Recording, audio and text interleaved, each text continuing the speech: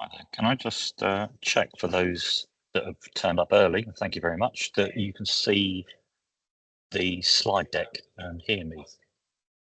Yeah, that's fine. Thank you very much, Catherine. No worries.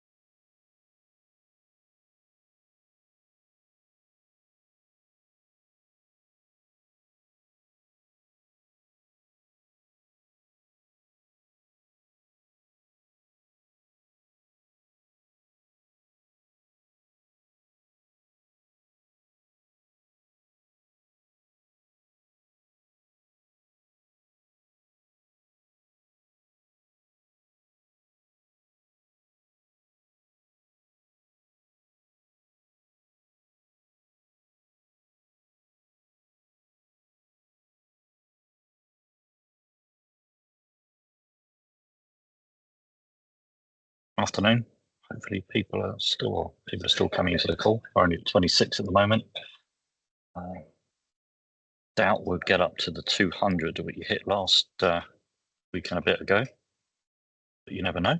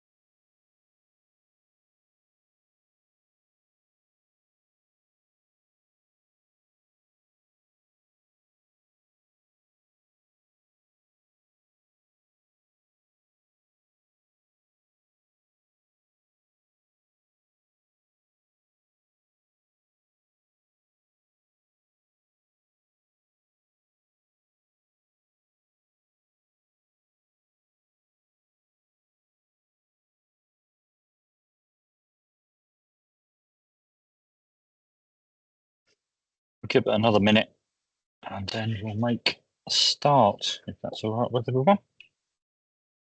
This session is already set to record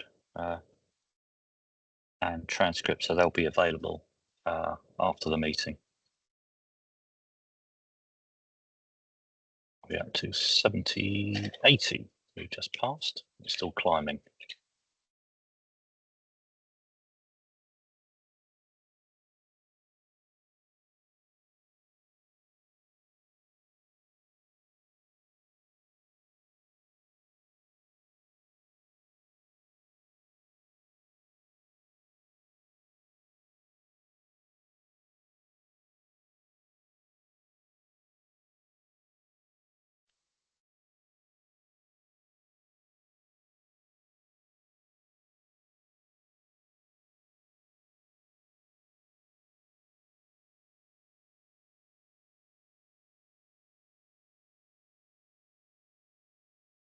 Okay, if we make a start, we're at 98 that have joined. If anybody joins, so the transcript and the video will be here after the meeting. And thank you very much for attending this the second session of the new connections. What we'll do is basically we'll make a start and go through.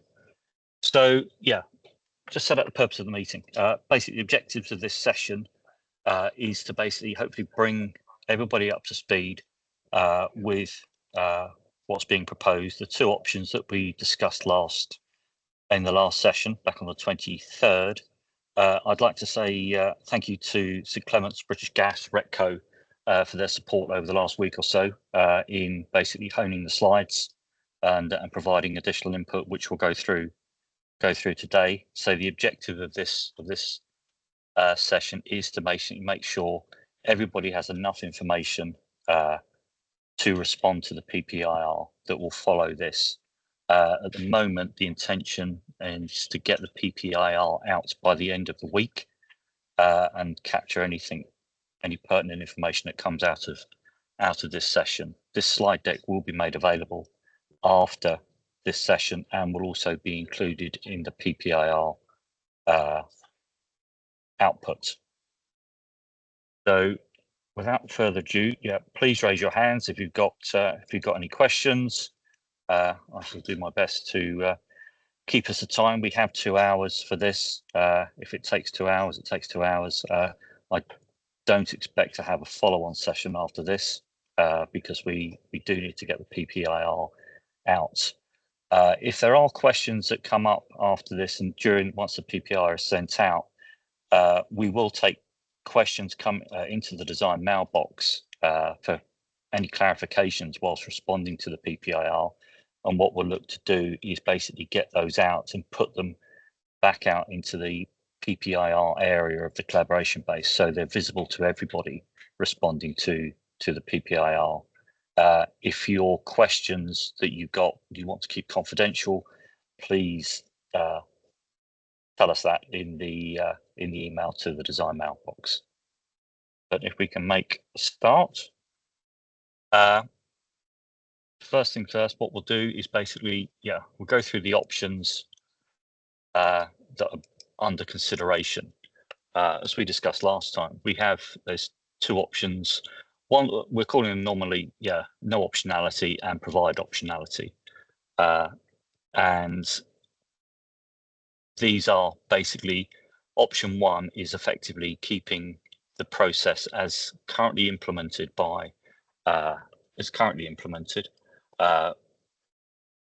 but we have basically added some information where qualified suppliers can use MHHS or legacy new connection processes to register MPANs. Legacy BAU suppliers use the new connection process to register legacy or MHH MPANs, but all new connections post M14 will use the MHHS processes. We've put some high-level impacts into this area. They are not the only impacts, and basically that will be drawn out by each party in response to the PPIR. And an option two is basically one where we're calling it provide optionality, where, and this is the solution put forward by St Clement's, to basically they will submit the new connection via the DB01 using the new DB01, and qualified suppliers have an optionality to use legacy or the MHH processes, either sending a 205 if it's legacy or a 31 if it's in the new arrangements. Again, this option is only really valid until M14, whereby post M14 all new connections should revert to effectively option one. As we said in the last session, St Clement's at the time have provided an estimate of 42 days, and again, this will basically be ratified as part of any response to the PPIR. Similarly, impacts on Durabil was unknown, and additional code and controls are required to prevent new connections being registered in legacy. So they're the two options that are set out. Neil, you want to jump Hi, in? Paul. Afternoon. So with additional code to prevent new connections being registered in legacy, wouldn't that apply to either?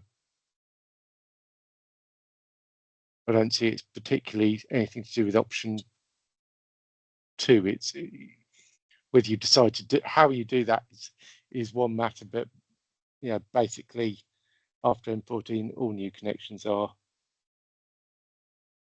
MHHS, aren't they? Yes, they are. Yeah, you're right. So I don't think that really what you decide to do there is up to you, but I don't think it's relevant to it would apply to either. Yeah, okay. No. And on the no optionality, just to clarify, the RF to 7 is RF to 7 months, not RF7 to 7 months. Yes. Yeah. Small typo. Yeah. Okay. We can make that amendment. Thank Fine. you. Thank you for that.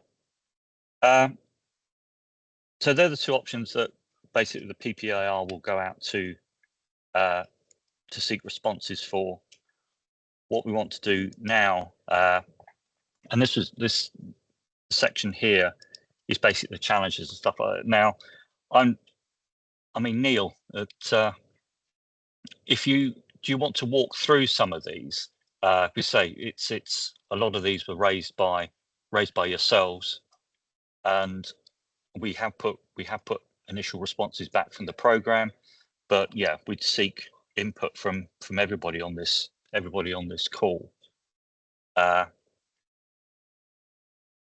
well, the first point is about how you would determine if suppliers wanted to use legacy processes on a legacy MPAN and were MHHS qualified, they'd need a way to determine whether that was valid or not.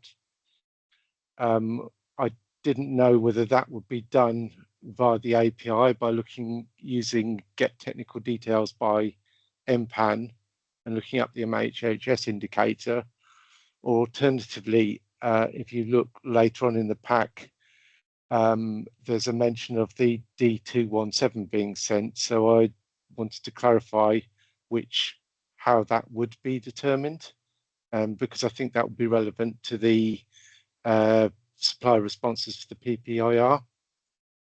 Okay. I'll just go through one at a time, because otherwise we'll get muddled up. Yeah, Dan, you put your hand up. Thank you.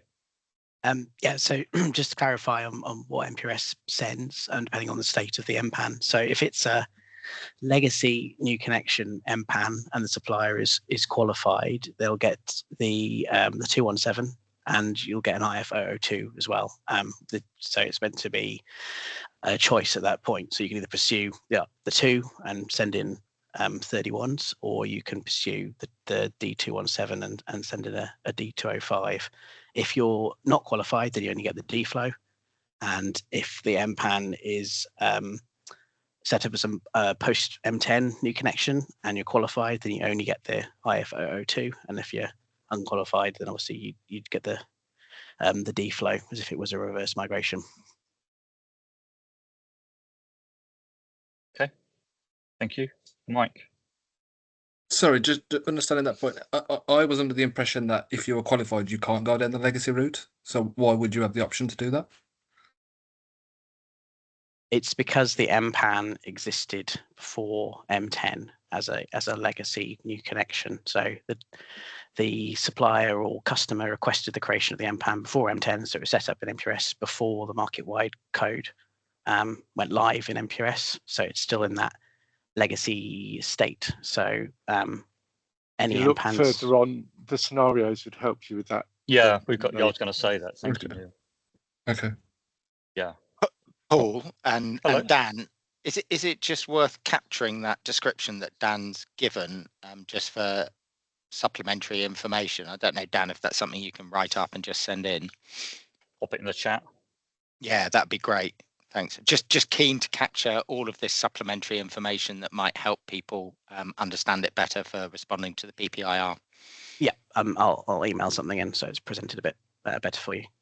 Thanks, Dan. Patricia. Hi, excuse me. I think just to add on to what Neil's just said, I think from the process perspective, I understand the flows. I think it's before that. So because in the summary that you provided as part of the last workshop, we had when the MPAN was created, whether it was pre-M10 or post-M10. And I think as a supplier, it's understanding how will I know when the MPAN was created, what will tell me, I think, an EES is EES my first source to say this MPAN was created in pre-M10, therefore it exists in legacy. Therefore, as a qualified supplier, I can take it into legacy.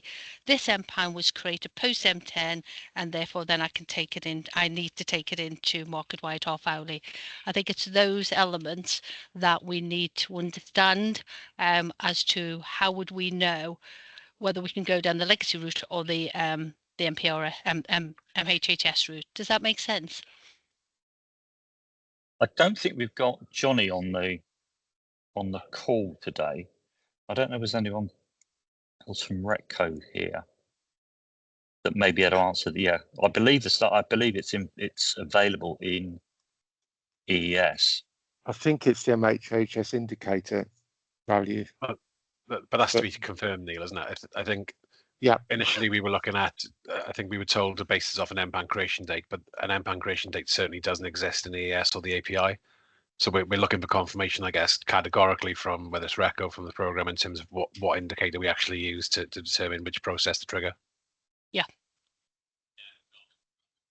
I mean, I know there's going to be an MPAN status in ES for like unmigrated, migrated, or reverse migrated, but it's really what indicators as a supplier in their business process that they need to be looking for to say, right, I'm going to take this down the legacy route and I'm going to take this down the market-wide half-hourly route. Okay, Sarah, I noticed you put your hand up. Sorry, Chris, if Sarah's responding to this query from a Retco perspective, could I ask? I am, but only that I'll double check because I think I know the answer, but I will double check whilst we're on the call. Okay, thank you, Sarah. Sorry, Chris. No, I was just going to chime in on that. I'm in the same space as Adam. I think there is a market-wide half-hourly indicator, but it doesn't have a date parameter attached to it. So you would know whether it was market-wide or not, but you wouldn't know whether it was pre or post M10 as it stands at the moment. Okay, right. We'll take that away to have a look at. Anne's on the call. Yeah. So yeah, capturing any actions that we take away from this. So just trying to be helpful. I work for Adiro. So would it not be helpful to have a pre-step before that first issue, just to capture those ones where people are determining? As Chris said, I think it's helpful if we try and capture everything that's needed because to understand the options available when it comes to decision making. Yeah. Okay, that can be sort of made clear on the PPIR what suppliers are meant to use. I think that would help. What we can do, we'll update this. Yeah, we'll update this slide deck before it goes out because it'll come out as part of the PPIR and we'll capture any of the actions taken away and say if we'll get responses before they come out. So we'll make that clear. Yes, I suppose what I'm saying is the first step is that not the creation of the MPAN and then understanding how to identify it, and then you go into what options. Yeah. Okay, Kirsty. Hello. This is probably me just being stupid. I'm looking on the scenarios tab, but I should imagine it might be on here as well. If it's after M10 and the supplier is still legacy, they haven't qualified yet, there doesn't seem to be a scenario for that situation in the creation of an MPAN in the scenario list. Because it shows essentially if it's before M10, then the MPAN is created as legacy. If it's after M10, it's created as market wide. But what if the supplier that creates the MPAN after M10 isn't qualified? It would be legacy, no? It would be. It would be. That appears to be missing on the scenarios on slide 8, just as an FYI. It's basically it's option 4, effectively. So basically, it would there'd be a new connection, and what's being, oh, sorry, it's because it's not on the scenarios no, for sure, but I couldn't. It's basically the current implementation. If you're not qualified, you would basically register a new meter. It would come in, and then basically it would be reversed out via from registration back into EES if you're a non-qualified supplier.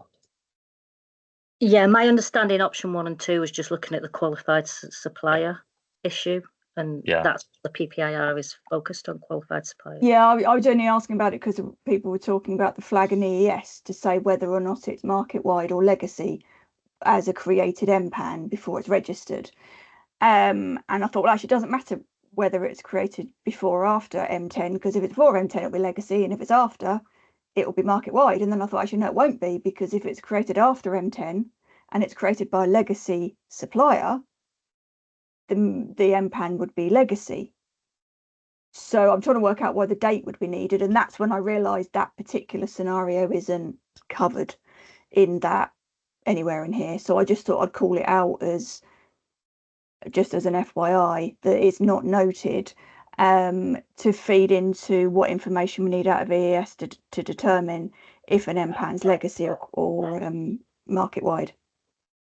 Because does the date matter for that if it's just a flag? But that's when I was thinking about this additional scenario. What would that look like? So I just thought I'd call it out as well. It's not included.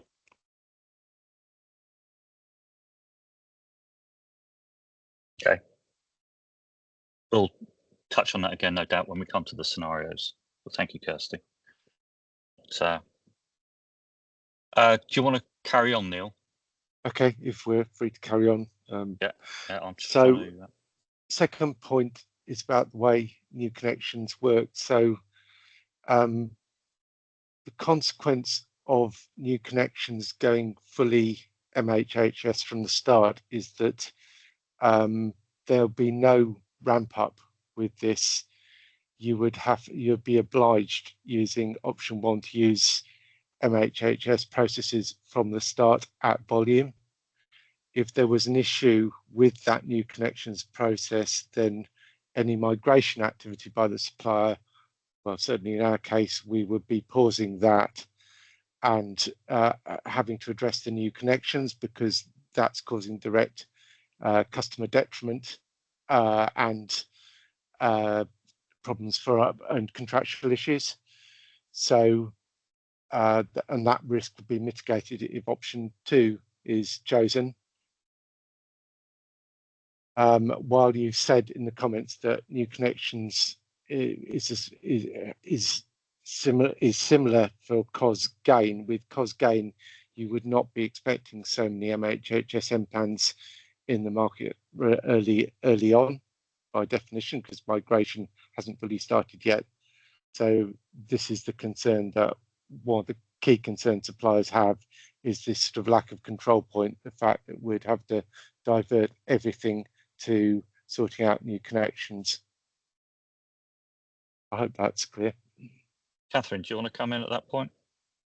Yeah, I suppose just to give a balanced view from the opposite side, from an LDSO, you know, there are a lot of control points, whatever role you have as a participant, and there'll be a lot of issues about what decisions each individual participant makes. And I think, wouldn't that sit outside the scope of this PPIR? It's more of a commercial decision or a strategic decision, how each supplier would implement their migration plans with a control centre. Yeah, hi, Okay. it's Ian Smith. I think, sorry, I'm in a room where the feedback, sorry.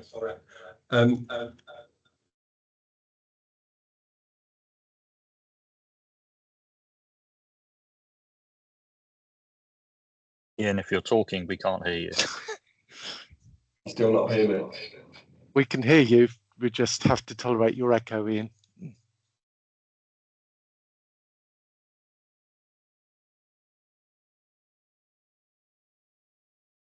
Ian is moving around the building at the moment. I can see him.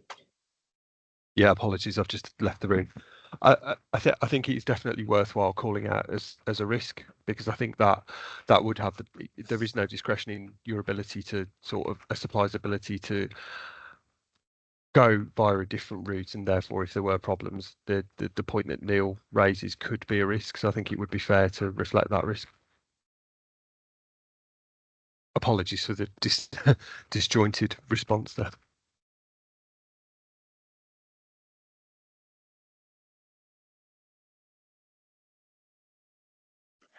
Just thinking about it. I'm just thinking about it. Sorry, I was just having a think. I think we probably then need in the PPIR the risk of one of the options, the risk to mitigation from the flip side then of option, 2.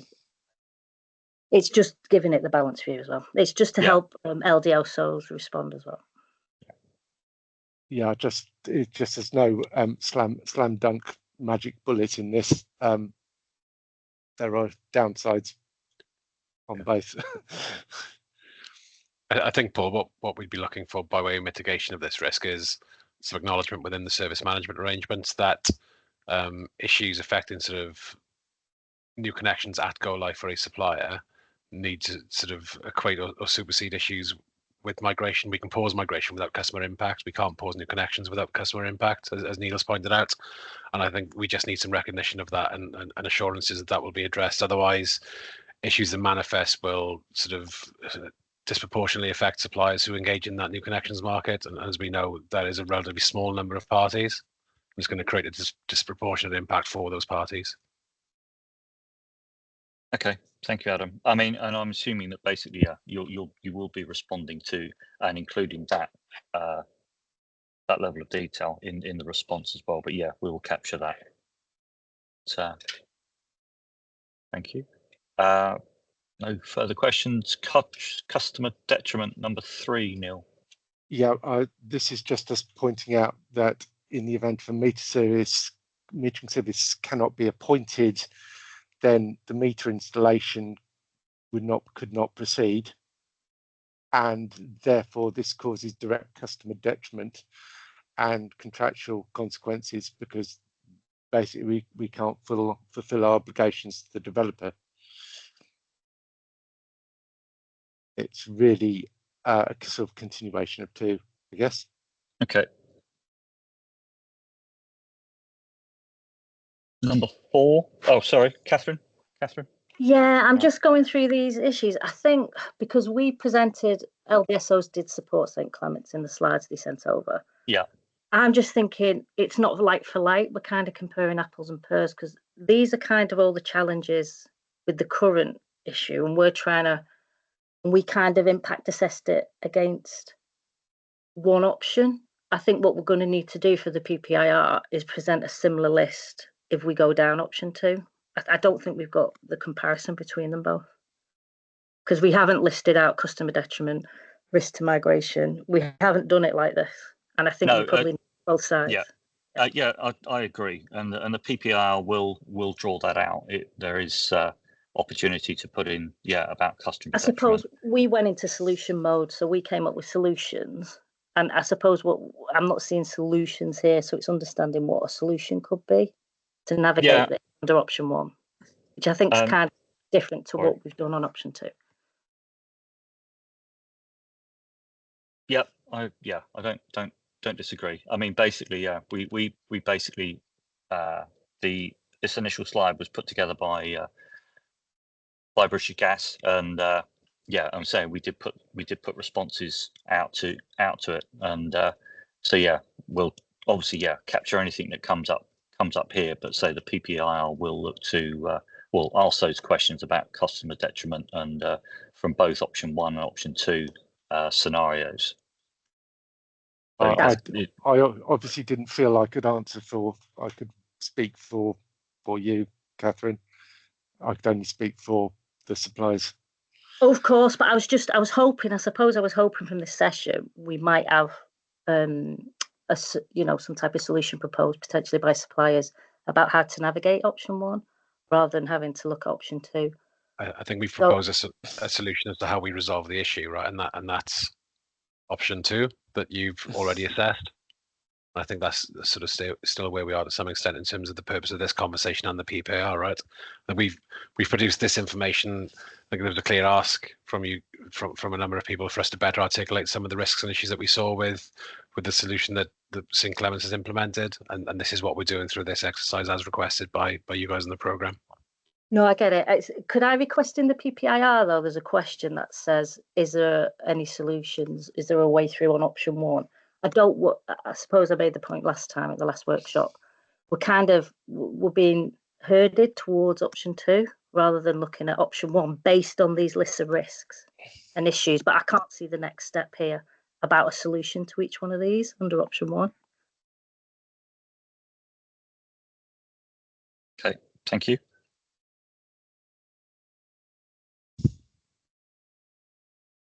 Do we want to move on? The next point is about agents. That does not basically affect us from a British Gas point of view, but I'm wondering whether in a niche there are some niche new connections where suppliers need to appoint specific agents, and therefore it relies on those agents being qualified for them to process a new connection. I think that might be something you want to ask in the PPIR. This is a bit outside my area of expertise, but we thought we'd raise it nonetheless because it did come up in discussions as to whether suppliers had to use specific agents for new connections.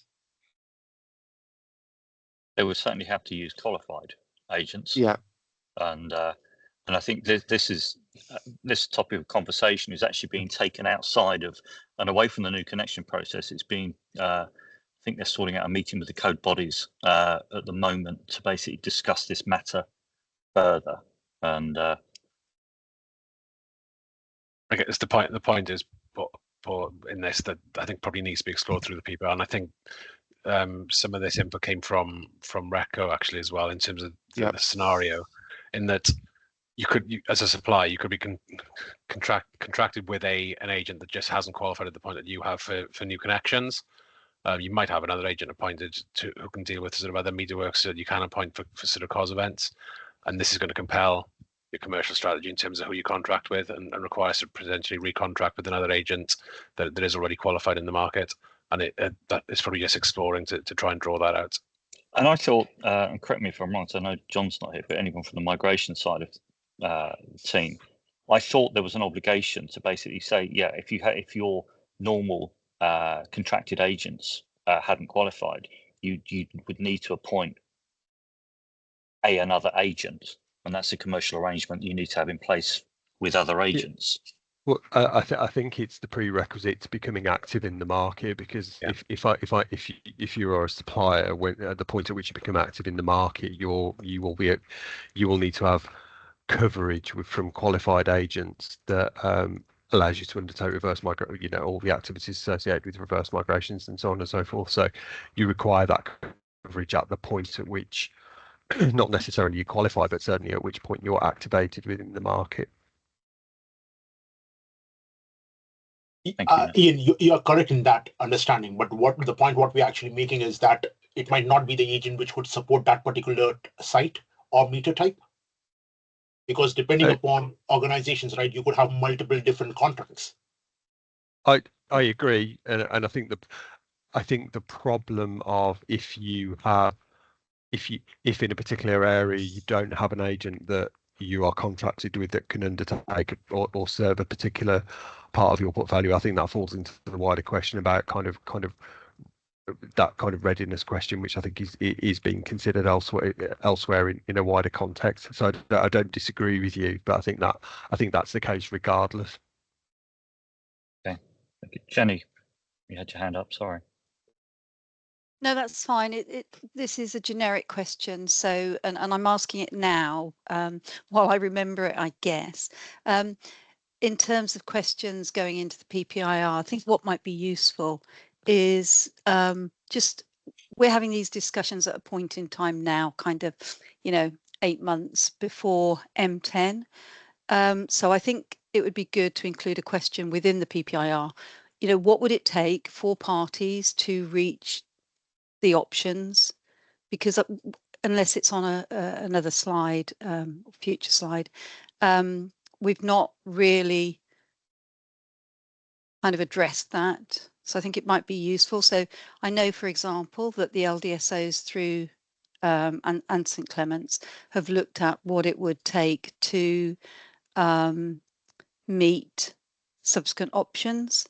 But I think that we absolutely need to call that out for all of the options within the PPIR. In other words, is there a potential for suppliers to get to option 1 by M10? Or, you know, and if not, what are the challenges? Fair point, Johnny.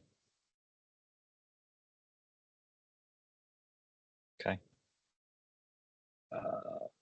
Where are we? Sorry. Last Number four. 5. Number 5, yeah. I think. Yeah. Right, in the migration design, there's a section which talks about reverse migrations and about the default values being used for measurement class and MTC. In the event that the D205 is rejected or for some reason wasn't sent, those defaults will actually be wrong for unmeet and advanced MPANs. That was a point that was also made in the migration design feedback. I think it was by Drax. So I wanted to call that out. Okay, the migration design as it stands was covered off. I mean, what we're talking about in our response here, this is an exception, not the norm. The design that was signed off had these defaults in the design documents. Yeah, it'll just happen more often. Okay.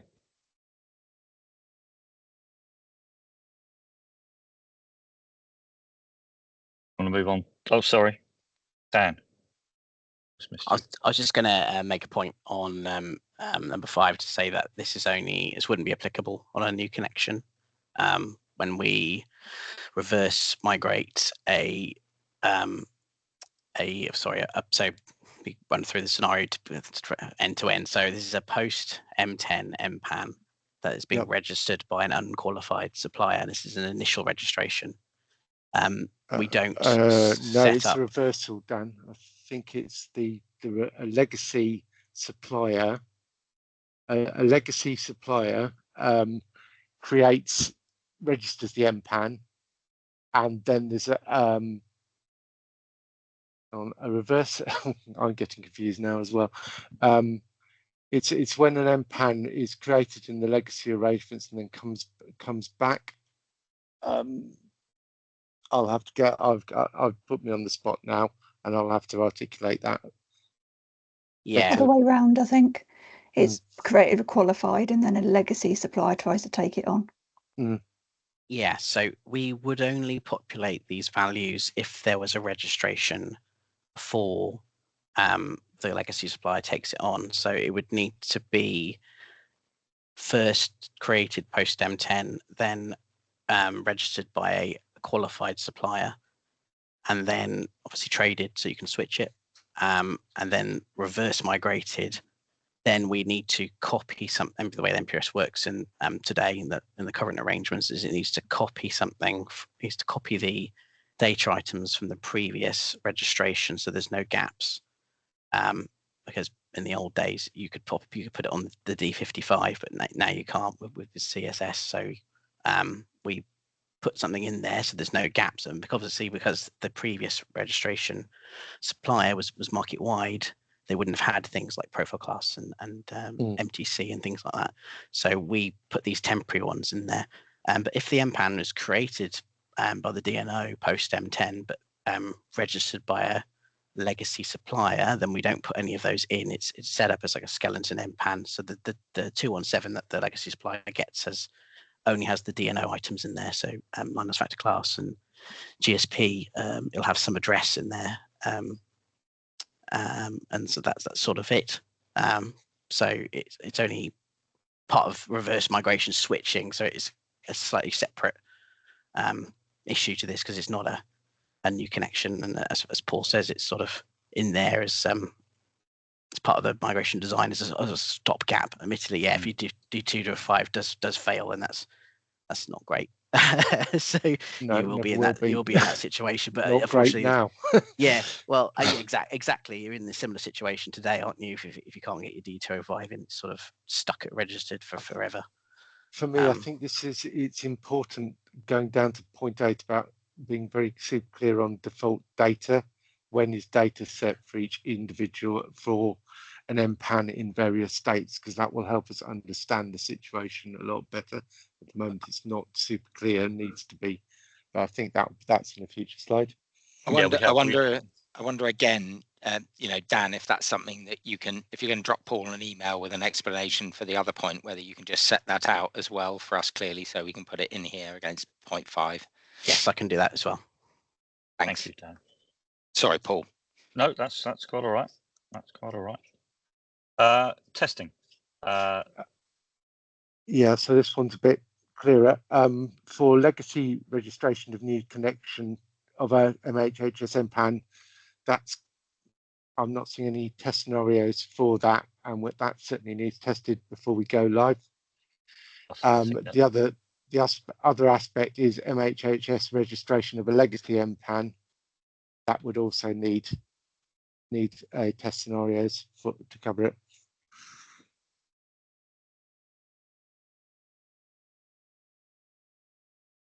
Okay. So I think we acknowledge that test cases need to be developed depending on what the option is. So I think it's a no-brainer. I don't think there's much contention there, but yeah, just something that needs doing. That'll be part of our program response to the PPIR, Neil, to set out the testing impact.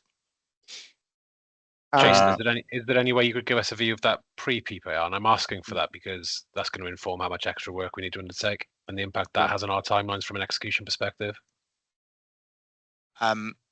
We can see if we can go round quickly and give a high-level view on that, Adam. Paul, let's see if we can take that back to the testing team. But obviously it won't have gone through any governance or anything like that. No. Obviously that'll be. No, I'm keen that we don't delay the PPIR too much by. Yeah. Let's just see whether we. Yeah, I mean, I think we've said it does look like we'll need to set out some new test cases. So even if it's a few bullets, we'll see what we'll need to do for something as simple. Options. Yeah, something as simple, Jason, as an approximation of how many additional points that's going to give us. That's the best indicator we've found thus far, isn't it? I think so. Something like that might be useful. Yeah, trying to move away from test points. Well, however you want to. Let's not have that discussion here. Yeah. Okay. Catherine.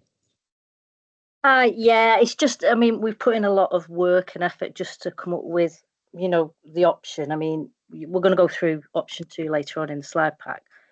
But I just think, I think I'd probably, Chris, go down the route of the PPIR, because I think we're getting to the stage now of I think we'd have to look at the impact of invalidating all the current connection testing we've done. Yeah.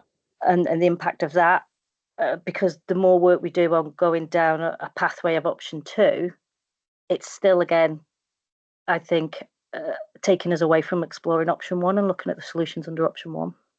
I'd like those to be explored as well, if we can. Okay, thank you.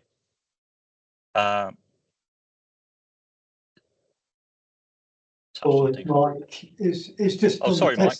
Sorry. Just on the testing point, I think both sets, option 1 or option 2, are going to require testing, aren't they? And so, in terms of the impact, it got the impact of both option 1 and option 2. You need to do testing. So, but would there be invalidating current testing under option 1? So no, we've already gone through various testing, so that would become invalid. It's the legacy stuff that you'd be doing under option 1. Right. So I think there's two fallouts under option 2. One is the invalidation of the current testing we've already done can sit, and then there's actually the new test, so it's kind of a doubling of the work as opposed to option 1.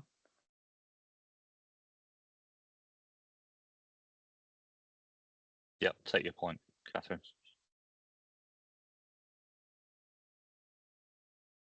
Am I good to proceed to the Yep. 7th one? Legacy MPANs. I think one consequence of option 1 would be, if I was a developer, that I would be trying to create bulk create MPANs ahead of M10 so that it gives optionality to suppliers. So we would be expecting that to happen if option 1 were chosen. Yes. Yeah. Okay. And last one, classification default data. We've actually got a slide in there about data. Yeah, we kind of need to make sure that's super clear to understand what a legacy MPAN would look like versus an MHHS MPAN. That needs to be clear for all parties. And I'm hoping that's what Dan is going to support us and help us with. And I think we're done on this one. Okay, let's move on. Right. Scenarios. So these are the scenarios, and these are based on what's currently been developed, and these are the scenarios where we've created the MPANs pre or post M10 in the current implementation. And so option 2 would basically be an update against scenario 4 to provide that additional optionality that's been set out at a high level in the options. We spoke to this at some length in the last session. Does anybody want or need any further clarification on any of these scenarios? Rob. Sorry, I just missed you before you moved on to the next slide. I just wanted to reiterate, there is on the chat, Sarah Jones has come back regards to the first point of where you would see the MPAN information. It's quite a pertinent conversation that we had of knowing if it was an MHHS or a legacy. So if you haven't seen it, I've not seen it. Can you just? Do you want me to summarise? Oh, thank you, Sarah. Yeah, because it's kind of scenario 2 on here, isn't it? Basically, if an MPAN's created pre M10, then it will be created as legacy. So we'd get the information into the ES via the legacy process, and it will be marked as a legacy MPAN. So therefore, that's when you get the optionality of doing the initial registration either through the legacy arrangements or migrating it through the IF31 appointment process.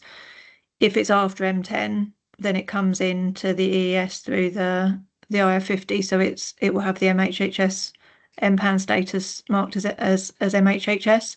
So then in that scenario, you'd know that if you were doing an initial registration, you didn't get the choice, and if you're a qualified supplier, you have to register it as MHHS. I don't know if, Adam, that makes sense and answers the question you had. Yeah, I think it does. I think it probably just needs to be clearly sort of articulated and stated within any sort of process documentation and maps and design detail that the program provides to support the impact assessment. Yeah, we'll just cut and paste that out of the chat, Adam, and put it in the PPIR. Oh, okay. Sorry, I'm answering on your behalf there, Paul, but that seems like that's fine. That's fine. Okay, Kirsty. Yeah, just the point I raised earlier, just for completeness, it might be nice just to have a scenario in there where it basically a little bit like somewhere around the 4 and 5 range, where it's an MPAN created after M10 by a legacy supplier, just for completeness, just so that we can see, because you were talking about it sort of reverses out in the back end kind of thing. It might be nice just for completeness to have that included in there. Isn't that 5? Is that option Kirsty? 5?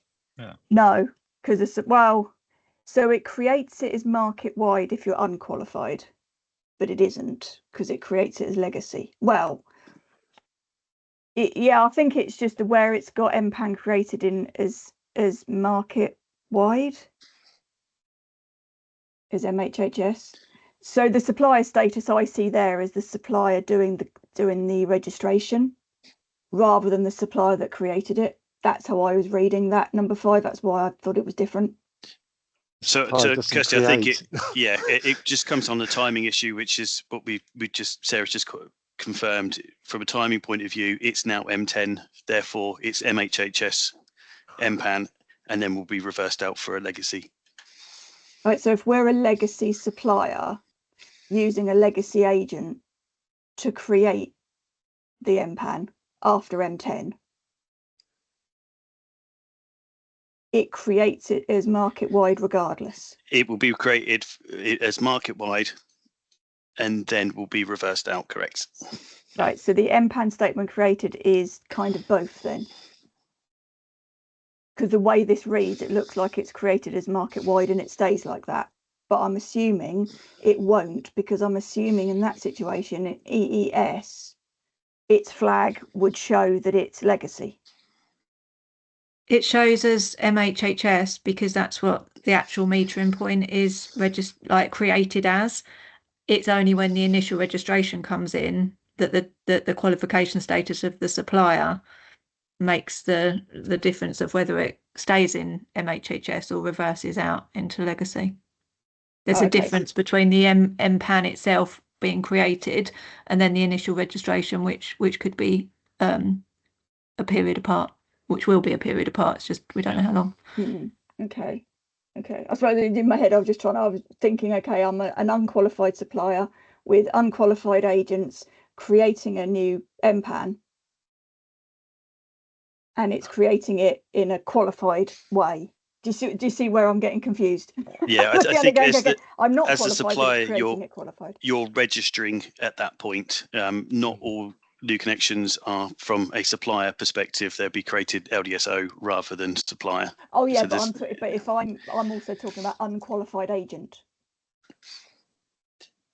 So that's part of the registration. Yeah. So 2 steps. First step is the creation, which is predominantly, in our experience, it's a sort of developer talking to a DNO and saying, I've got this, I'm building out a development, I need cabling. Then what in our experience, what happens is the developer then comes to a supplier and says, I need a supplier, I need a meter. At that point we register. Yes, that's the second step, isn't it? That's the registration. So separate out the original DNO bit isn't got anything to do market wide. Well, that would be on this. You probably need, Rob will probably want to direct you to the process maps, but that's that DB01, which I know nothing about, but that's what does the creation in the registration service. Right, so registration service will just create everything. And only at that point can a supplier register the thing. Okay, so the registration service just creates everything as market wide, regardless of who asks for it or when they ask for it, providing it's after M10. As it stands, yes, correct. Right. Okay, that's what I wanted to check. Cool. Okay. And then, sorry, Paul, just to go back one slide, just on the 0.7, Neil. Obviously, we talked about lots of legacy MPANs being created and the risk that poses. I guess depending on the outcome of how the data items are understood, I guess that could also be a good and bad point and gives the optionality as well.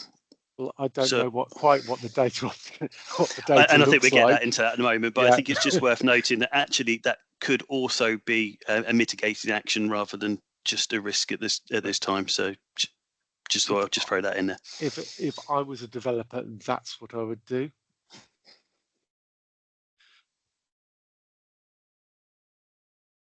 Elaine. Yeah, and I think in relation to that point, all DNOs and LDSOs work slightly differently. So even though a developer may come and ask for bulk creation of MPANs, the DNO may not provide them.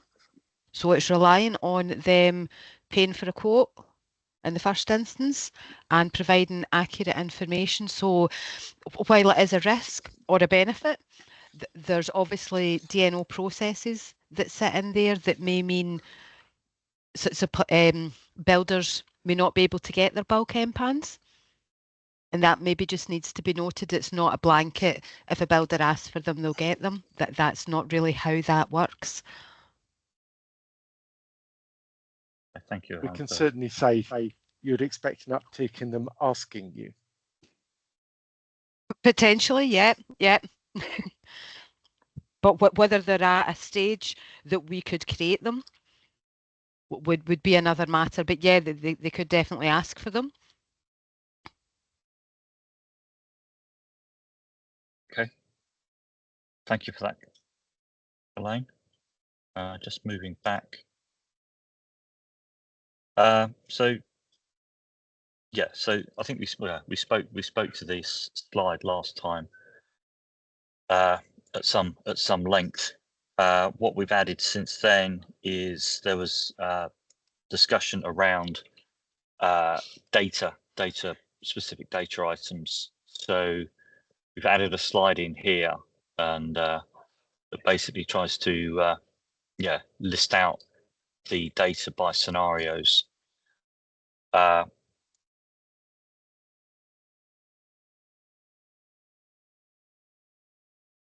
Categorizing, all scenarios 1, 2, 3, and 5, and then scenario 2 and 4. Has anybody got any questions they want to raise against this slide? I don't plan on talking it through at any length, but it was basically there to provide additional information into the PPIR. And those data items are subsequently captured in what we've done is added 2 further slides, and as part of the PPIR, we will include the Visio or PDFs of the Visio diagram, so they could be blown up. But we've included the scenario 2 and scenario 5, which is the ones where we didn't have process maps. Obviously, scenario 1, current process is the current process. 3 is just a variant. 4 is the newly proposed one, and 5 was the post M10 legacy one, and that's this one here. So what we've done, we've taken the migration process maps and cut out irrelevant information. Mike, you've got your hand up. Just on these maps, Paul. At what point is it the IFO3 gets triggered? What is the trigger for that? The IFO3, the reverse migration. Yeah, that's secured. I think John's. If you go right. Yeah, my eyes are not that good. I can't see. Yeah, so sorry. Hang on. Only know because we mentioned it. It's right. It's after secured active, I think. Secured active. After secured active. Because that's different to the migration maps, isn't it? The migration maps is after the age and appointments, I think. If I remember rightly.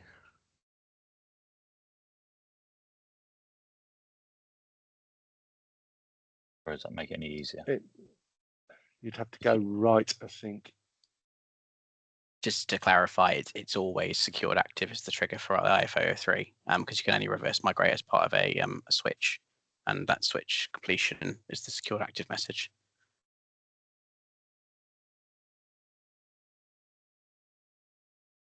Thank you, Dan. Sarah, you got your hand up.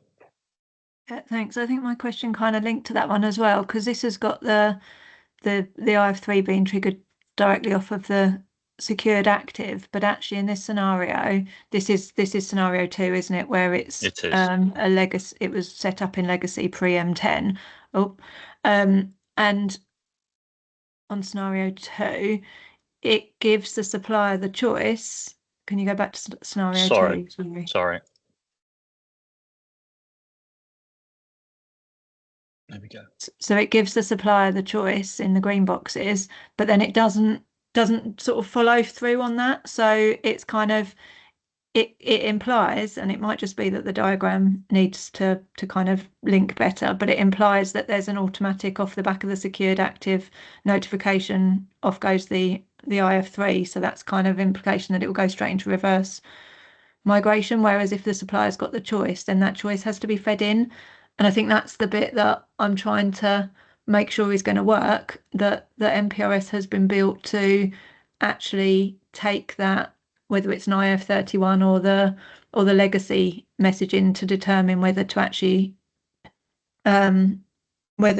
do the registration into MHHS or not. Well, it hasn't at the moment. Correct me if I'm wrong. If I'm right, Dan. But that is option. That's option 2, isn't it?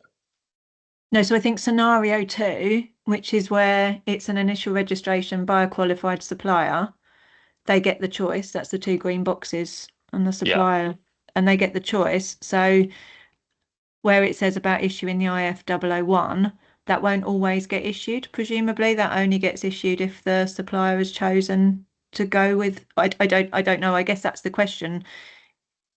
Dan, are you on a migration, you would only issue that where they'd chosen to go down the migration route? Yes. So think of it as a switch. It basically works the same way. So you get the if and the deflow at the beginning, and then it will pursue. At that point, it's still in a legacy state, so it's pursuing as a legacy switch. So it would have defaulted all the previous stuff if it was switch. Obviously, it won't default anything if it's an initial registration. And then it's MPRS is waiting then for either a pub 31 MCS, which would take it down an MCS migration route, at which point any D205s or any deflows that are received are rejected at that point, or it'll get a D205, which, or you don't necessarily need a D205, I suppose. Either you could just wait for the secure active and not send anything in, and it would just complete as a legacy switch.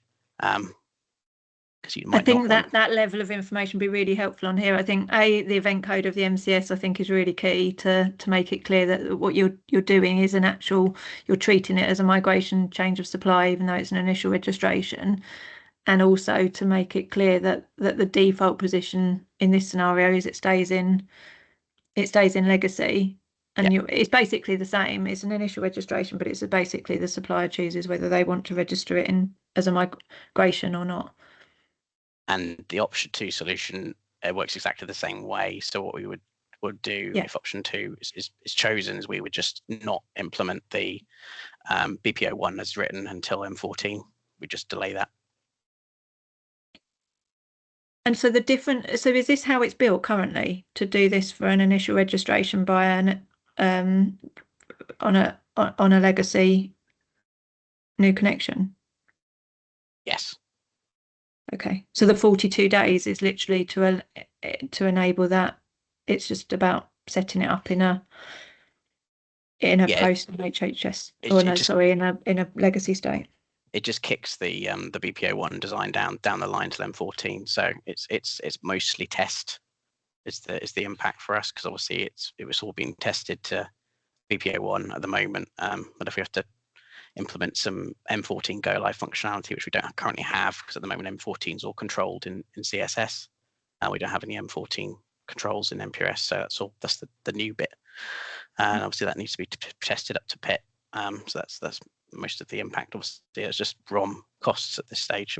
We'll put some better numbers in for our PPIR response, but that's essentially what we're trying to do. Yeah, that's really helpful, Dan. And as I say, I think this diagram could be a bit clearer, just to align it to it's exactly the same from the right hand side as it would be if it was as a change of supply using the same event codes and you're using the same trigger. Yeah, it's pretty CSS doesn't distinguish, at least the messages we receive from CSS don't distinguish if it's an initial registration or a switch. We get the same pending registration and secured active synchronization. So it's the same Yeah, design. I guess it's all that stuff on the right hand side at the bottom, the sending of the IF1. You wouldn't do any of that if the supplier chooses to retain it in legacy. I guess that's what I'm getting at. It's not this whole business process is kind of, there's an option in there of which way to go, and an MPRS decision, I guess, based on whether they've received the IF31 or not. Yeah, that's the bit that I think it just missing in my head in terms of how this works. Thanks, so. Thank you, Sarah. Thank you, Dan, for that. Looking at the list, Neil. Yeah, hi, Paul. Can we get rid of COS? It's a registration, not a COS. I think that's probably, that would make it a bit clearer. So I'd want registration request, VSS, and receive registration request. It's different CSS flows. And I don't think we should be mixing COS and new connection. They are different. Sorry, that was get rid of COS. Yeah. It's a registration, not a COS. Yeah. Okay. Patricia. Hello. Excuse my ignorance. I just wanted to clarify what Dan just said there. If this was a normal new connection and it was in market-wide half-hourly and I was a qualified supplier, excuse me, what would you populate in the event code for the F31? So if it's a post M10 created MPAN, you would do a CSP. Oh, no, sorry. A COS. Yeah, if you're doing it as part of the switch, sorry, okay. Or you could wait till the switch completes. So what you've just said is, and correct me if I've misunderstood you, in this scenario, where you were doing a new connection and the MPAN was created in MHHS, my if31 would contain an MCS, did you say? Yes. So if the MPAN is existing before M10, and you wanted to migrate it as part of your switch, then you'd use an MCS. Yes. But that's because the MPAN was created in legacy, Patricia. So it's a migration. No, I appreciate that, and I just hadn't actually appreciated that code. I understand the MCS. I just didn't, for some reason in my head, I just didn't think it was an MCS. That's all. I just wanted to clarify it, and I think that needs to be clearly understood as well as to what you populate in that F31 if it's created in legacy and then you're moving it into the MHHS world, if you will. For some reason, I just didn't think of it as a migration. I just thought of it as a new connection, if you will. But no, thank you. Just spelling out though, doesn't it? Yeah. I'm echoing what Patricia just said there. That I hadn't cottoned on as a data service that we would ever see MCS as on a new connection, and there are different rules with the whole BST responsibilities bit that we've designed certainly into our system as to what we do with a appointment reason as MCS versus COS. So just again, if that could be really clear in the info that comes out, that would be really helpful, please. Dan, I may need to revert to you to basically provide that level of clarity.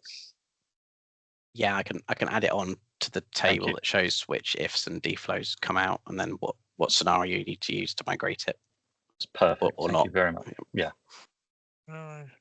Catherine. Plus 1.5.0. Oh, sorry, I just I think St Clements and LDSOs are very happy to support a solution here, but I think it's just an awareness that is some of this awareness raising with suppliers understanding the current design. I think there comes a point though. I think it's great. We'll do as much as we can to support the PPIR. But is this a case of participants knowing the design and interpreted it themselves by looking at the code?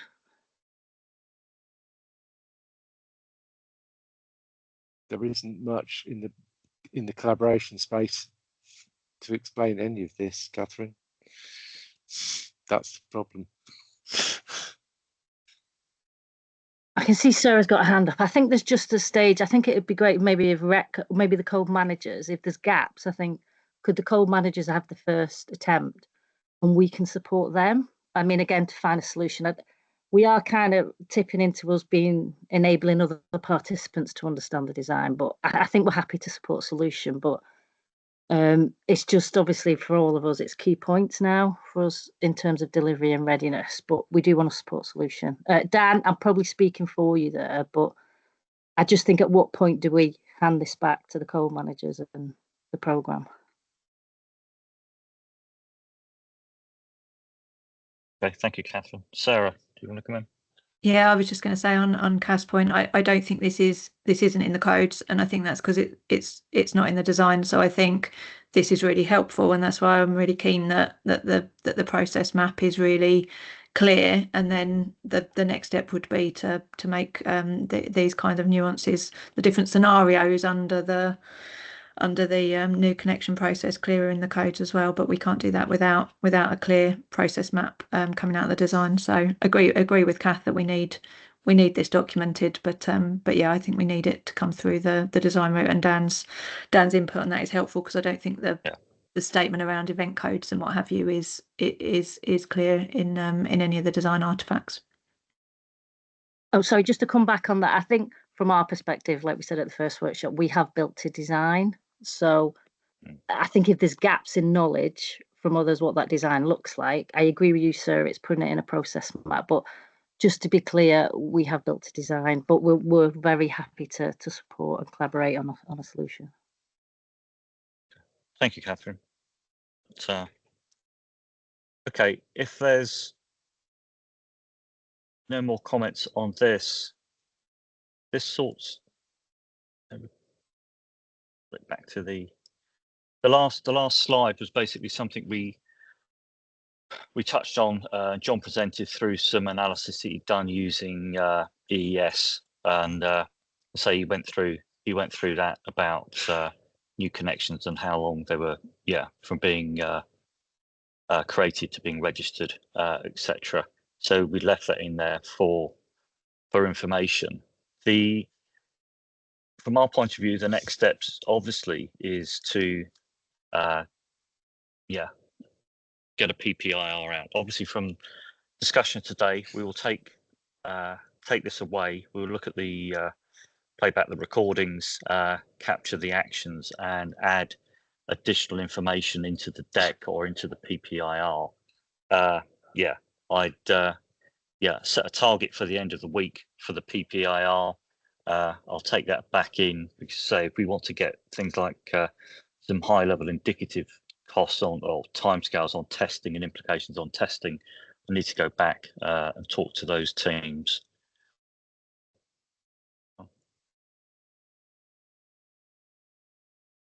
Catherine?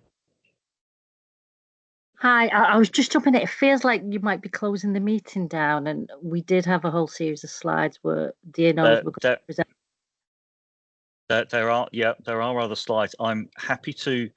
I suppose, sorry, just the reason why I wanted, I'm not doing it to just try and, to me, this is about solution mode. I think there needs to be a real awareness of the consequences of going down option 2. So to me, and the reason I say that, to be pragmatic, is, has option 1 been explored further? At the moment, it just again feels like we're on option 2. I just feel at the moment, have we looked at the actual implications, and if Dan picked out anything that wasn't already discussed under the supplier held slide, I think that would be really helpful, because it feels like we're skipping that stage. I'm happy to. I mean, we got plenty of time. I didn't purposely. I didn't want to open up the debate on. We've done it like this. You were wrong. But basically, I mean, Neil's obviously gone through some of these key concerns around option 1. I'm happy for Dan to go through and pick out pertinent bits from the slide deck. We kept it both the British Gas position and the registration St Clement's position. I've included those into the slide deck for transparency. I'm happy for Dan to go through and pick out pertinent bits within those steps. We've got plenty of time. I wasn't too sure how quickly we were going to get through this or how long it was going to take, but yeah, that sounds great. And yeah, I think if Dan could focus on again, I think to give that both sides of the risks, yeah, and if we went down option 2 and whether it is even feasible to go down that option based on the current milestones on the plan. Okay, before we do that, we've got two more hands up, and then we'll hand over. Neil. If we've got any questions on the PPIR, will that be clear who we speak to? Yes, as I said, yeah. If there's any clarification on the PPIR, as I said in the opening statements, send those into the design mailbox. Please indicate whether you want those to be commercially sensitive and not shared. But what we plan to do, any questions we get in, we will publish back out within the PPIR area of the collaboration base. So there'll be a Q&A spreadsheet put together as part of that, so parties can have a look at that to see any questions raised, and we will basically share that with all parties. Yeah, okay, that sounds better, because we don't want you to be asked the same question multiple times. No, and yeah, similarly, yeah, we don't want to answer the same questions. But no, yeah, we'll certainly do that. Terry. Hi, Paul. Could you pop back one slide, please? I certainly can. Thank you. That one. Yes. Okay, there are numbers on there, the volumetrics. We're talking about a fairly limited period of time, aren't we not, between M10 and M14? Yes. If someone cleverer than me could actually try and come up with an indicative volume, that might help all of us to respond to the PPIR. Exactly how many of these are we actually having to deal with without doing loads of development and costs and resource and testing? This information was taken obviously in the first half of 2024, and it was taken from EES data. So there was, as John explained in the last session, yeah, there was a certain amount. Yeah, some of it is indicative. As a DNO, I know how many we create, and it is primarily DNOs that create MPANs. Mm-hmm. It just would be nice if we could get an indicative idea of across the whole portfolio, what are we actually dealing with? That was my only observation today. Thank you, Paul. No, thank you, Terry. We can't get that because we can get it. We can surmise the information as John did from EES. So if there's quantifiable evidence regarding your and both from an LDSO and a supply point of view that basically supports either of the options, we would welcome that back in the PPIR. Yes, DBO1s when the MPAN's created. We can count those, so I'm sure other DNOs can. Yeah, and as I said, yeah, happy for that to be included in the response as basically supporting either option. Colin. Yeah, we did a little bit of modelling just based on the data that you've got on the slide up there. If that's 400,000 new connections a year, how many would likely to be moving each month? A lot of that depends on what assumption you have about the scenarios that cause a problem. If it is creates a new connection, then has to go back to being on the legacy environment. But that came up with an order of magnitude of about 2,000 a month across the industry, if that helps. Okay, thank you, Colin. But if you've got your assumptions and your workings out, if you want to share that, we'll happily put that in the slide deck as independent. I'll send those workings through then. Okay, thank you. Neil. I think it would be better if that came from DNOs rather than suppliers. Suppliers would obviously be commercially sensitive. While we could share them with the program, we couldn't share them with anyone else. No, that's fine. I mean, basically, yeah. I mean, in your response to the PPIR, yeah, I would only expect you to share what, yeah, you want to share. If you have commercially sensitive information, then yeah, and you can't share it, then fine. But yeah, if Colin could provide some of that, I mean, say we've done some, as just got on the screen, we've done some independent, yeah, high level look at this to try and assess the impact initially. But okay, Dan, if I hand over to yourself, steer me where you want to go. Sorry to put you on the spot, but that's okay. Yeah. So I'll just sort of, I guess, highlight the program artifacts where we've got our built our design on, which is sort of based heavily around sort of PPIR 1,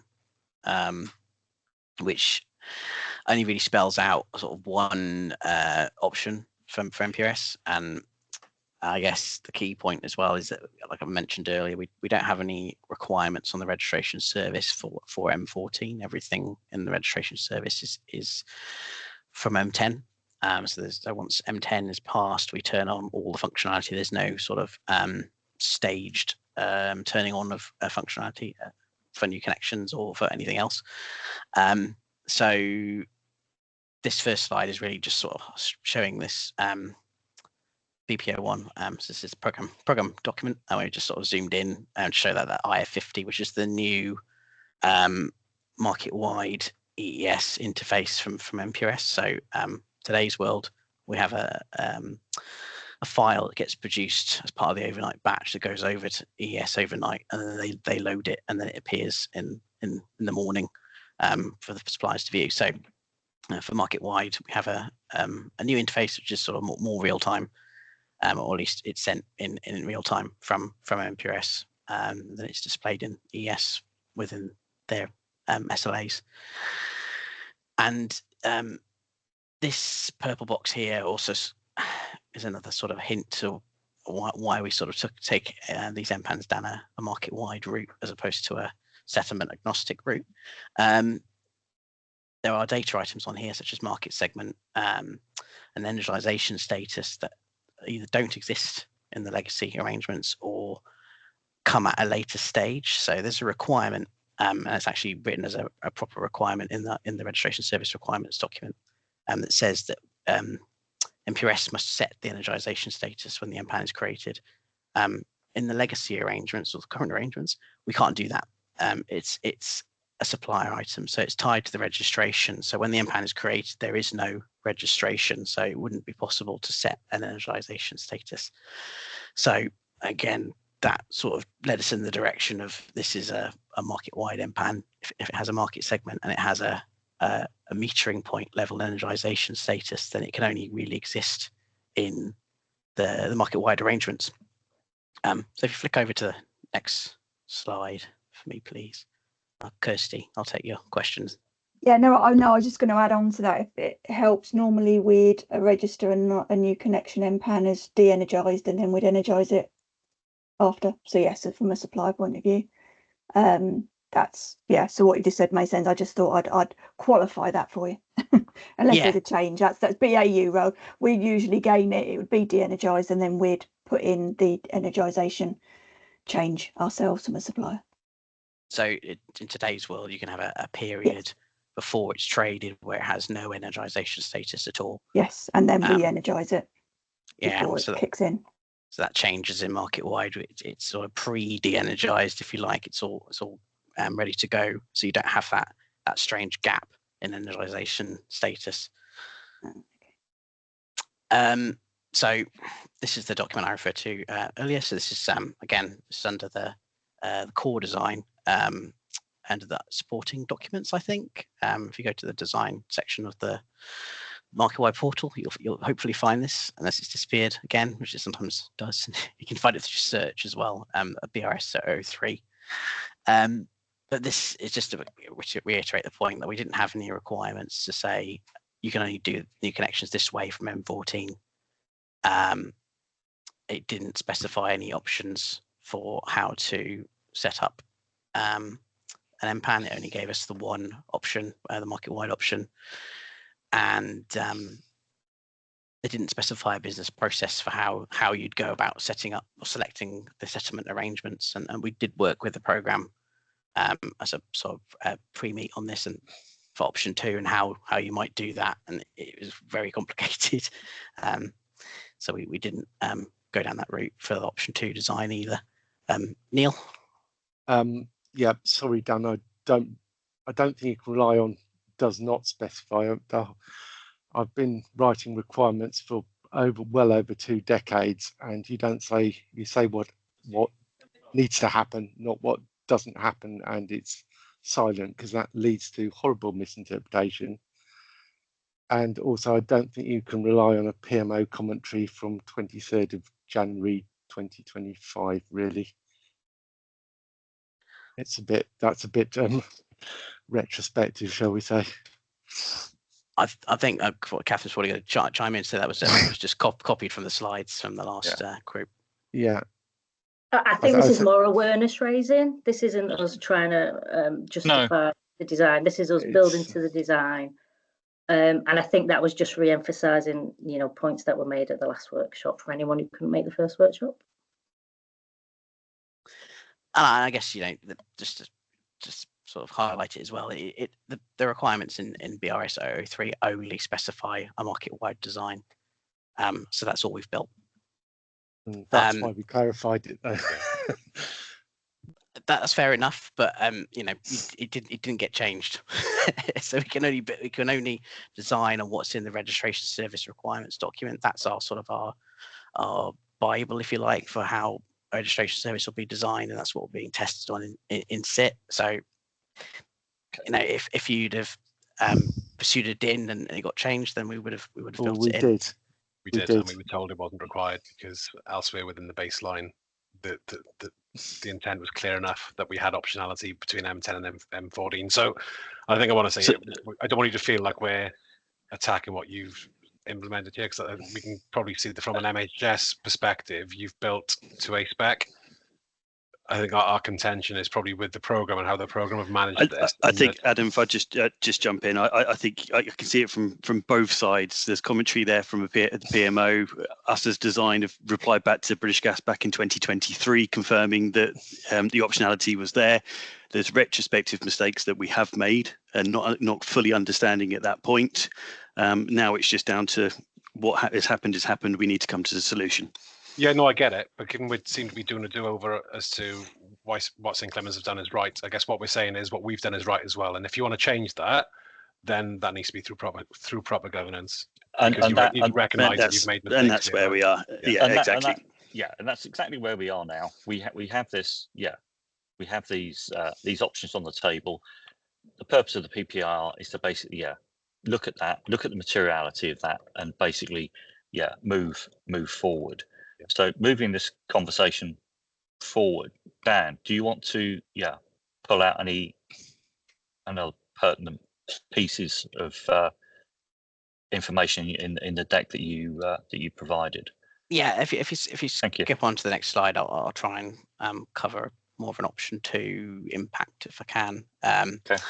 Yeah, so this again, just going into a bit more detail on what's in BRS 003 and really the difficulty about having the optionality in legacy, that choice if it's created in market wide, we're sort of unable to meet some of these requirements here. So as I mentioned before, energization status, that market segment, we can create it on a legacy MPAN, but you wouldn't be able to see it as a legacy supplier, so it wouldn't be particularly helpful. And obviously not really useful for legacy settlement either, so use measurement class. So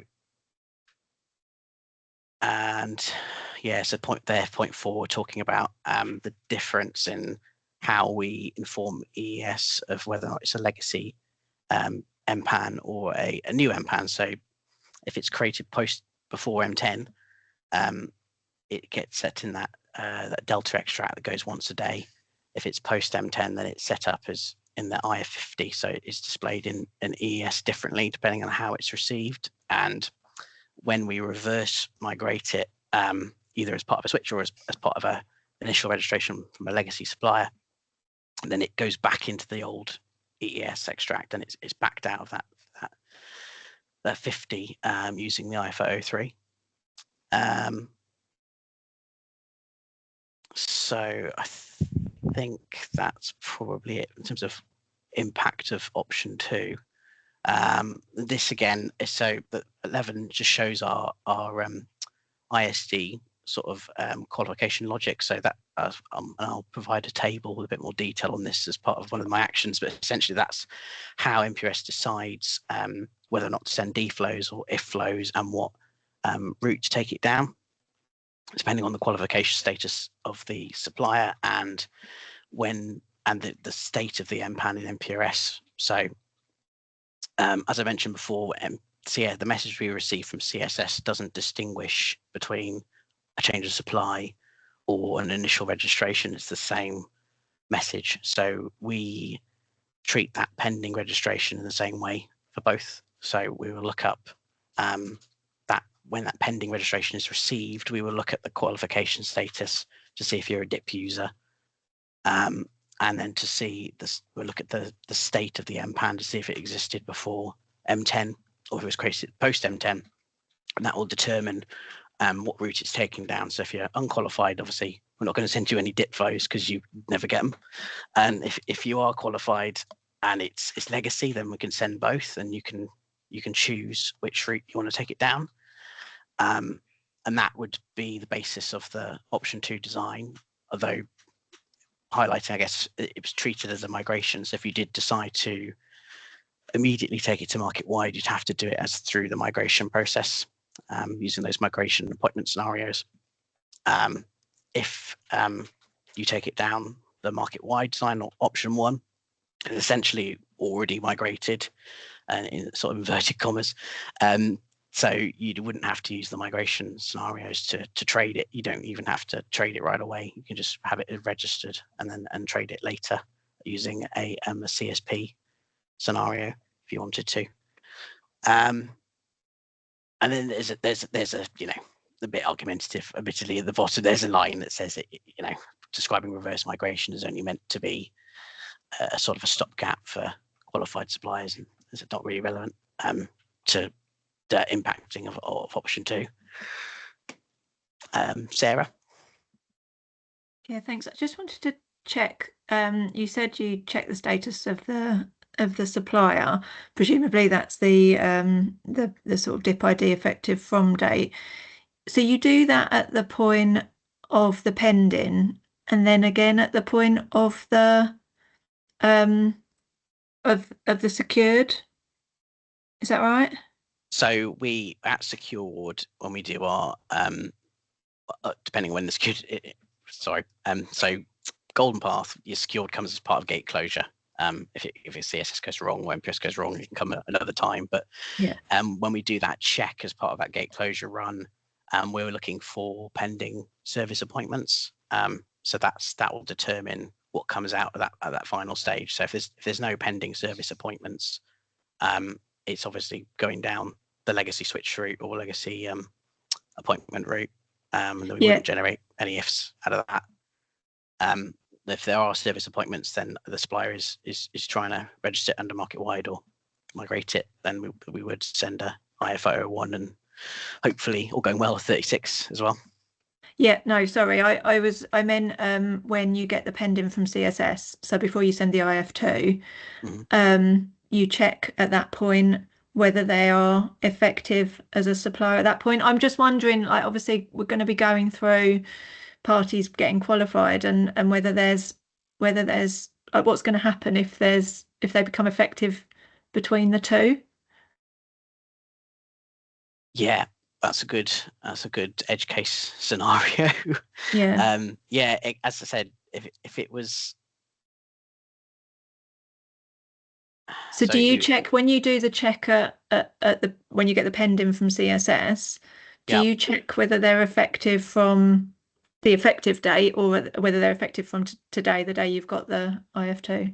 It's just on the day, and then it goes down a specific decision route. So if they're not qualified, but they're qualified, not qualified at pending, but qualified the day before secure and active, it's already gone down that, depending on say it's a reverse, it's already gone down that reverse route.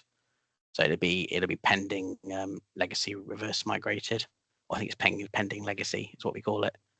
It probably won't be an issue though, will it? Because if the supplier doesn't get the messages because you didn't treat them as qualified, then actually they'll just lose the option to migrate rather than be forced into anything. Yeah, so it would then be a sort of a skeleton legacy one, and then it'd either T205 it and trade it, and then pub 31 it, or just pub 31 it at that stage. It's up to them. Thanks. Neil? Just wanted to make the point that migration design document doesn't mention new connections, initial registrations, or new business registrations. I've seen all three comments being used, all three phrases being used in my time, but doesn't mention it anywhere, and that's why we raised the original query to the design team. And that's a fair point. And you know, the migration design, as mentioned, it doesn't, and the core design as well doesn't really cover appointment scenarios and the different variations of pub 31s and pub messages and things like that. It's just like a IFI 03. You actually get 3 of those on a reverse migration if you have all your agents pointed, but on a initial connection, you obviously don't have any agents pointed, so you only get the 1, and none of that's in any of those flow diagrams. And that's you could argue that it's maybe a bit too low level of detail, but obviously, you know, if you don't know it from DINs, like that's how we've got it all from DINs and clarifications with the program. But you know, it's not the most transparent thing, but it is incredible. Also, to the program's credit, it is an incredibly complicated design, and to articulate it all, it's quite a task. I just think major lesson learned is new connections are not the same as cars. Yeah. Should have been its own diagram, which I think was the original M5 comment, probably. Bring back BP6. Yeah. Okay, thank you, Dan. If I could just move us back on, as I said, on next steps. Basically, we will take this information away. We will update the document with additional information that we've spoken about. We had we've got a target of trying to get the PPIR out by the end of the week. We will look at that. As I said, we do need it, and if it helps, I think it does, we get some indicative estimates on testing for both scenarios. As it affects both scenarios, we'll look to publish that out. As I said before, when the PPR comes out, it will contain this slide deck, the supporting Visio diagrams in PDF format, so people can actually see it. Those haven't got Visio, if you've got any questions in the interim when you receive it, pop it into the design mailbox. We actively look at it. We will respond and put responses back on the collaboration base. Let us know if there's anything commercially sensitive that you don't want to share back. We won't. The PPIR will go out for 10 working days, and once we get responses back, we'll look at the feedback and we'll revert. The program will revert with support from the SRO to decide on next steps to basically take this forward. I'd like to thank you for your time this afternoon. Hopefully it was helpful. Hopefully you've got enough information. The recording and transcript will be made available on the collaboration base after this. And if there's nothing else, I will give you 25 minutes back of your meeting time. But thank you very much for the speakers this afternoon, and good afternoon. Thank you very much. Cheers, Paul. Thank you. Thank you. Thank you. Thanks, Thank Paul. you. Thanks all. Thank you, Paul. Thank you.